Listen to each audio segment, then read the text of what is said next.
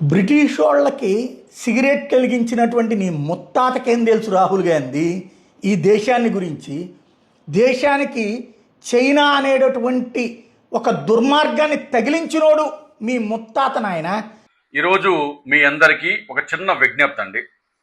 Social మీడియాలో views కోసం, reach కోసం అనేక మంది గొప్ప వ్యక్తుల మీద, చారిత్రక వ్యక్తుల మీద, అంబేద్కర్ గారి మీద, గాంధీ గారి మీద, నెహ్రూ గారి మీద, లేకపోతే సుభాష్ చంద్ర బోస్ గారి మీద, భగత్ సింగ్ గారి మీద, ఇలాంటి అనేక మంది గొప్ప వ్యక్తుల మీద ఏమాత్రం ఆధారాలు లేకుండా వాళ్ళు అబద్ధాలను నిజాలుగా ప్రచారం చేస్తూ ఉన్నారు.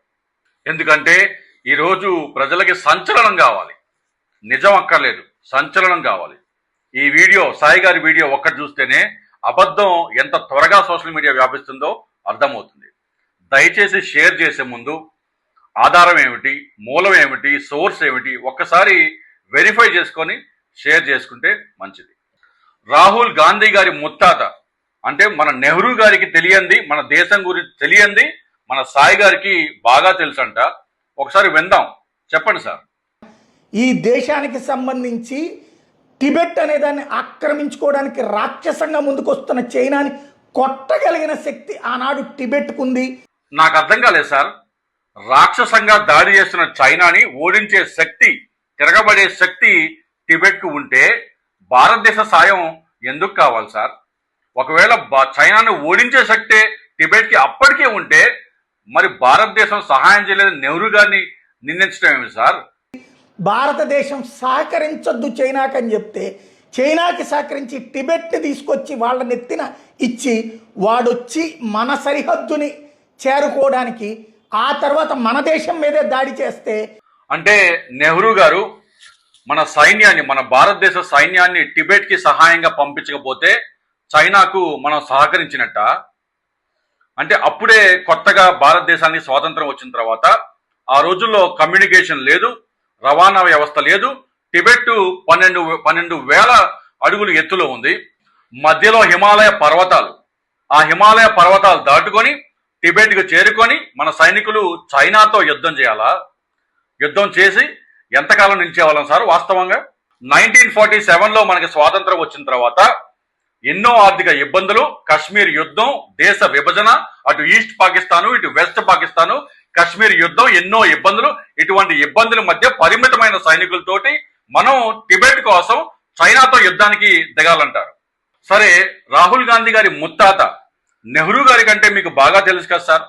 మరి 1950లో 1950లో అంటే కొత్తగా స్వాతంత్రం వచ్చిన తర్వాత మన దేశ ఆర్థిక స్తోమత, ఆర్థిక పరిస్థితి ఏమిటి సార్? మన దేశ సైనిక సామర్థ్యం ఎంత సార్? లేకపోతే టిబెట్ సైనిక సామర్థ్యం ఎంత సార్? మనం ఆ రోజు చైనాతోటి యుద్ధానికి వెళితే మన దేశ ఆర్థిక స్తోమత ఎంత బలహీన పడుతుంది సార్? లేకపోతే మన దేశ సైనిక సామర్థ్యం ఎంత బలహీన పడుతుంది సార్? ఇవేమీ ఆలోచించుకోకుండా మనం వేల కిలోమీటర్ల అవతల టిబెట్ కోసం చైనాతోటి యుద్ధానికి పోవాలా? 1950 నవంబర్లోనే నెహ్రూ గారు టిబెట్ పై చైనా నియంత్రణ సాధిస్తే చైనాతోటి భారతదేశానికి సుదీర్ఘమైన సరిహద్దు పోరు తప్పదని ఆయన ఆ రోజే ఆందోళన వ్యక్తం చేశారు. కానీ టిబెట్ని స్వాధీనం చేసుకోవాలని చైనా దృఢంగా నిర్ణయించుకుంటే దాన్ని ఆపే శక్తి ఎవరికీ లేదని భారతదేశం గ్రహించింది. అయినా నెహ్రూ గారు టిబెట్కి కావాల్సిన దౌత్యపరమైన మద్దతు, కొంత ఆయుధాలు కూడా సరఫరా చేశారని చెప్పి యుఎస్ గవర్నమెంట్ డాక్యుమెంట్లు చెబుతా ఉన్నాయి. మరి మీరు చెప్పేదానికి ఏ ఒక్కదానికైనా ఆధారం ఉందా?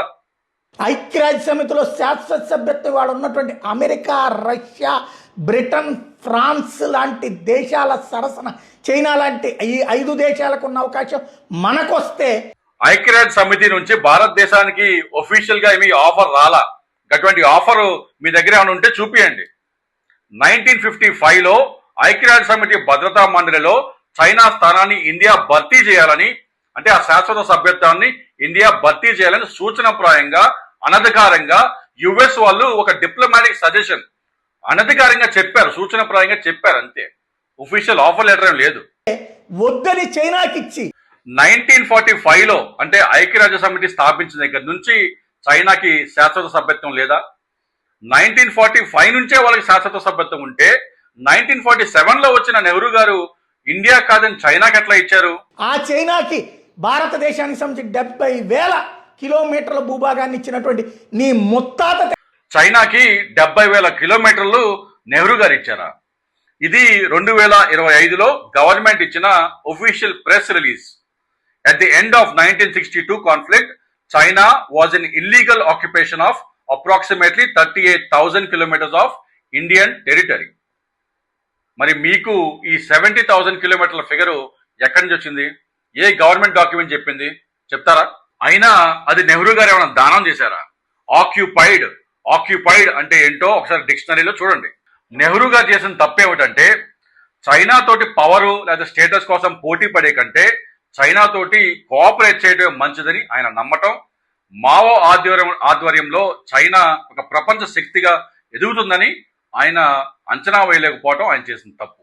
భారతదేశంలో కలిసిపోతాం రాయనని కాశ్మీర్ రాజుని ఒప్పించిన ఆర్ఎస్ఎస్ వాళ్ళే నన్ను ఒప్పించారు లేదా గోల్వాల్కర్ గారే నన్ను ఒప్పించారు అని మహారాజ్ హరిసింగ్ గారు ఎవరితో చెప్పారు? మోదీ గారితో చెప్పారా? ఇది October 26, 1947లో అంటే భారతదేశంలో జమ్మూ అండ్ కాశ్మీర్ని విలీనం చేయక ఒక్కరోజు ముందు మహారాజా హరిసింగ్ గారు రాసిన ఉత్తరం. ఆ ఉత్తరంలో ఏముంది? పాకిస్తాన్ వాళ్ళు దాడి చేయటం, మహారాజా హరిసింగ్ గారు సైనిక సహాయం కోరటం, దానికి భారతదేశం వాళ్ళు కశ్మీర్ని భారతదేశంలో విలీనం కావాలని భారతదేశం చెప్పటం, ఆ తర్వాత హరిసింగ్ గారు సంతకం చేయటం. ఇదే కదా ఉంది. ఆర్ఎస్ఎస్ కానీ ఒప్పించటం కానీ గోల్వాల్కర్ కానీ ఇదంతా ఏమైనా ఉందో ఉత్తరంలో? భారతదేశానికి సంబంధించి బంగ్లాదేశ్ నుంచి జనం వచ్చేస్తున్నారంటూ నీ ముత్తాత చేసిన దరిద్రం. ఒక్క నిమిషం సాయి గారు, నెహ్రూ గారు జీవించి ఉన్న సమయంలో బంగ్లాదేశ్ అనే దేశమే లేకపోతే బంగ్లాదేశ్ నుంచి ప్రజలు వచ్చేది ఏంది? అంటే నెహ్రూ గారు చనిపోయింది 1964లో. 1971లో అంటే బంగ్లాదేశ్ 1971లో పాకిస్తాన్ నుంచి స్వాతంత్రం సాధించుకుంది. అంటే నెహ్రూ గారు చనిపోయిన 7 సంవత్సరాల తర్వాత బంగ్లాదేశ్ అనే దేశం ఏర్పడింది. నీ ముత్తాత చేసిన దరిద్రం మీ కుటుంబాన్ని, మీ కాంగ్రెస్ని వెంటాడుతుందని తెలిసి దాన్ని కవర్ చేసుకోవడానికి బంగ్లాదేశ్ వేరు చేత, తద్వారా బంగ్లాదేశీయులు భారత్లోకి రాకుండా చూడడానికి ప్రత్యేకంగా యుద్ధం చేశానని చెప్పుకున్న మీ నాయనమ్మను అడుగు. అంటే 1947లో పాకిస్తాన్ పార్టీషన్ వల్ల జరిగిన ఆస్తి నష్టం కావచ్చు, ప్రాణ నష్టం కావచ్చు, ఈ నష్టాన్ని కవర్ చేసుకోవడం కోసం 24 సంవత్సరాల తర్వాత 1971లో ఇందిరాగాంధీ గారు బంగ్లాదేశ్ తో యుద్ధం చేశారని చెప్పి సాయి గారు చెప్పదలుచుకున్నారు. 24 సంవత్సరాల తర్వాత కవర్ చేసుకుంటున్నారు. బాగుంది సార్, ఇది అబద్ధం. నిజం విందామా? 1970లో ఇప్పుడు ఉన్న బంగ్లాదేశ్ ని ఈస్ట్ పాకిస్తాన్ అని పిలిచేవాళ్ళు, కశ్మీర్ దగ్గర ఉన్న పాకిస్తాన్ ఏమో వెస్ట్ పాకిస్తాన్ అని పిలిచేవాళ్ళు. ఒకటే దేశం, ప్రధానమంత్రి కూడా ఒక్కడే, కానీ ఈస్ట్ పాకిస్తాన్, వెస్ట్ పాకిస్తాన్. 1971లో పాకిస్తాన్లో ఒక సంక్షోభం ఏర్పడింది, రాజకీయ సంక్షోభం. ఆ రాజకీయ సంక్షోభంలో వెస్ట్ పాకిస్తాన్ నుంచి ఈస్ట్ పాకిస్తాన్లోకి ఆపరేషన్ సర్చ్ లైట్ ద్వారా మిలిటరీని పంపించినారు. ఆ మిలిటరీని పంపించడం వల్ల ఒక యుద్ధ వాతావరణం ఏర్పడింది. ఆ యుద్ధ వాతావరణంలో దాదాపు 10 మిలియన్ అంటే దాదాపు 1 కోటి మంది బంగ్లాదేశ్ నుంచి ఇండియాలోకి చొరబడ్డారు. ఇందిరాగాంధీ గారు చూస్తూ ఊరుకోవాలనా? ఇందిరాగాంధీ గారు బరాబర్ పాకిస్తాన్లో జరుగుతున్న సంక్షోభాన్ని భారతదేశానికి అనుకూలంగా, భారతదేశ ప్రయోజనాల కోసం ఉపయోగించుకున్నారు. భారతదేశానికి 2 వైపుల నుంచి దాడి, ఈస్ట్ పాకిస్తాన్ నుంచి, వెస్ట్ పాకిస్తాన్ నుంచి. ఇప్పుడు ఆ దాడిని ఒకవైపుకే తగ్గించారా లేదా? ఆ పాకిస్తాన్ సంక్షోభాన్ని వ్యూహాత్మకంగా ఉపయోగించుకొని భారతదేశం యొక్క బలాన్ని దక్షిణాసియాలో పెంచుకున్నారు. ప్లస్ పాకిస్తాన్ యొక్క బలాన్ని తగ్గించారు ఇందిరాగాంధీ గారు వ్యూహాత్మకంగా. ఇందిరాగాంధీ గారు పాకిస్తాన్లో జరుగుతున్న ఈ సంక్షోభాన్ని భారతదేశ వ్యూహాత్మక ప్రయోజనాల కోసం, పాకిస్తాన్ని బలహీనపరచడం కోసం ఆమె ఈ సంక్షోభాన్ని ఉపయోగించుకున్నారు అనటానికి ఏమాత్రం సందేహం లేదు. ఈ దేశంలో చైనాతో దరిద్రం వచ్చినటువంటి సందర్భంలోనైనా, పాకిస్తాన్తో దరిద్రం వచ్చిన సందర్భంలోనైనా మీ నాయనమ్మ, మీ నాన్న, మీ ముత్తాత చేసిన దరిద్రాల నుంచి ఈ దేశాన్ని కాపాడుతూ వచ్చింది ఒక రకంగా ఆర్ఎస్ఎస్. దేశాన్ని కాపాడుతూ వచ్చింది ఆర్ఎస్ఎస్ వాళ్ళు కాదు సాయి గారు. ఆర్ఎస్ఎస్ వాళ్ళని కాపాడుతూ వచ్చింది ఈ రాహుల్ గాంధీ వాళ్ళ ముత్తాత, వాళ్ళ నాయనమ్మలే సాయి గారు. సంతోషించండి, రాహుల్ గాంధీ వాళ్ళ ముత్తాత నెహ్రూ గారు మన మొదటి ప్రధానమంత్రి అయ్యారు. అదే కనుక సుభాష్ చంద్ర బోస్ గారు మన మొదటి ప్రధానమంత్రి అయ్యి ఉంటే ఆర్ఎస్ఎస్ ని వేలతో సహా పీకేసేవాళ్ళు, వేలతో సహా. ఫౌండేషన్లోనే ఖతం చేసేవాళ్ళు ఆర్ఎస్ఎస్ని. గాంధీ గారిని గాడ్సే చంపిన తర్వాత నెహ్రూ గారు ఆర్ఎస్ఎస్ మీద కేవలం 2 సంవత్సరాలు బ్యాన్ విధించారు. కేవలం 2 సంవత్సరాలు. అదే సుభాష్ చంద్ర బోస్ గారు ఉంటే ఒక్కొక్క ఆర్ఎస్ఎస్ మెంబర్ని ఏరి కోరి ఖతం చేసేవాళ్ళు. సుభాష్ చంద్ర బోస్ గారు హిందూ భావజాలాన్ని, మత రాజకీయాలని తీవ్రంగా వ్యతిరేకించారు. ఆ రోజుల్లో సావర్కర్ గారి హిందూ మహాసభ గురించి ఆయన ఏమన్నారో ఒకసారి చూడండి. వీళ్ళు మతాన్ని అడ్డు పెట్టుకొని హిందువులను మోసం చేసి పవర్లోకి రావాలనుకుంటున్నారు. ప్రతి హిందువు వీళ్ళని తిరస్కరించాలి, తరిమి కొట్టాలి. వీళ్ళు దేశద్రోహులు, వాళ్ళ మాట వినకండి. హిందూ మహాసభను దేశం నుంచి బ్యాన్ చేయాలి అని సుభాష్ చంద్రబోస్ గారు అన్నారు. బోస్ గారు చాలా క్లియర్గా చెప్పారు, మీ మతం, మీరు హిందువా, మీరు క్రిస్టియనా, మీరు ముస్లిమా, అది మీ పర్సనల్, మీ ప్రైవేట్. మతాన్ని రాజకీయంలోకి లాగవద్దు. మీ మతానికి రాజకీయంలో స్థానం లేదు.